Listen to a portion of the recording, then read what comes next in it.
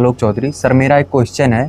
Sir, हमारे बाबा जी को कब्ज बहुत ज़्यादा बनती है, तो सर क्या हम पानी की मात्रा को ज़्यादा बढ़ा दें तो आराम मिल जाएगा उनको? बाबा जी यानी बुजुर्ग आदमी, जीरियाट्रिक एज ग्रुप 70-80 साल के व्यक्ति को कब्जियत बहुत बनती है। क्या अगर पानी की मात्रा दुगनी तिगनी कर दे तो कॉन्स्टिपेशन में रिलीफ मिलेगा और लैट्रिन आसानी से एक बार में हो जाएगी? अच्छा सवाल है। तो देखिए, अब सबसे पहले समझना पड़ेगा कि ओल्ड एज में कॉन्स्टिपेशन क्यों हो रहा है और कॉन्स्टिपेशन होता क्या है। कॉन्स्टिपेशन का मतलब है कि कड़ा मल।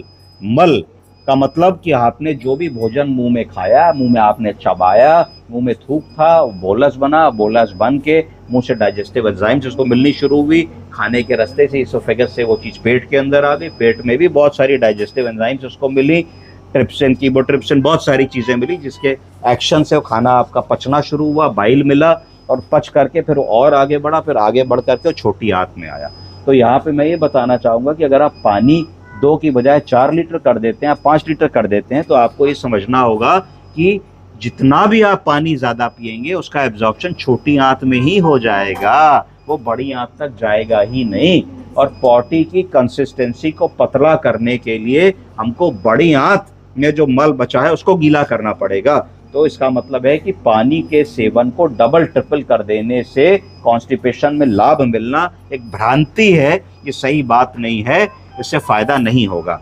इसके साथ में ये भी कहना जरूरी है कि कितना पानी नियमित रूप से पिए। तो जो हम रेगुलर अपना भोजन कर रहे हैं, दाल चावल सब्जी रोटी, उसके साथ में अगर हम 2.5 लीटर पानी दिन भर में पीते हैं तो एक रीजनेबल वाटर इनटेक माना जाएगा। तो अगर हम एक ग्लास को 250 ml मान लें तो इसका मतलब है कि कम से कम हम लोगों को 7-8 गिलास पानी दिन भर में पीने की सलाह तो देनी ही चाहिए लोगों को, जो जनरली लोग नहीं पीते हैं, जिसकी वजह से कॉन्स्टिपेशन होता है। तो 2-2.5 लीटर पानी की सलाह देनी है। इसके बाद खाने में क्या खा रहे हैं, कितना रफेज खा रहे हैं, क्या सलाद खा रहे हैं कि नहीं, क्या खीरा ककड़ी गाजर मूली सलाद पत्ता हरी पत्तेदार सब्जियां टमाटर का सेवन कर रहे हैं कि नहीं, नहीं कर रहे हैं तो कहना है कि करिए।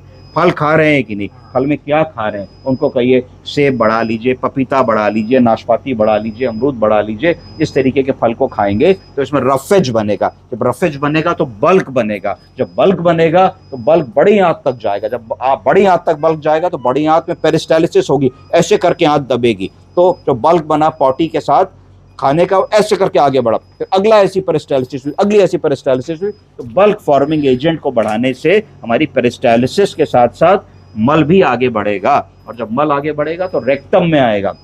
जब रेक्टम में आएगा तो आपको उनको ये भी बताना है कि क्या करेक्ट पोजीशन है जिससे आप प्रॉपरली मल को बाहर निकाल सकते हैं, डिफिकेट कर सकते हैं। आजकल जनरली सब घरों में वेस्टर्न टॉयलेट्स होते हैं, तो अगर वेस्टर्न टॉयलेट का उपयोग कर रहे हैं तो उनको बताना है कि वेस्टर्न टॉयलेट में बैठ करके आपको थोड़ा सा फ्रंट बेंड करना है और आपको ऐसे करके पेट पे प्रेशर एक्सर्ट करना है। अगर आप ऐसा करते हैं तो आप इजीली डिफिकेट हो जाएंगे और आपको पता लग जाएगा कि एक पोजीशन ऐसी बन रही है जिसमें इंट्रा एब्डोमिनल प्रेशर बढ़ता है, रेक्टम पे दबाव पड़ता है और आसानी से हमारा डिफिकेशन या पॉटी हो जाती है। इसके बाद भी अगर पॉटी नहीं हो रही है तो फिर सपोजिटरी या फिर कुछ लग्जेटिव्स, ऐसी दवाएं जिनसे मल का कंसिस्टेंसी पतली हो जाती है, उनको देने के बारे में आप अपने चिकित्सक से एक सलाह ले सकते हैं। आप समझे? जी सर, थैंक यू सर।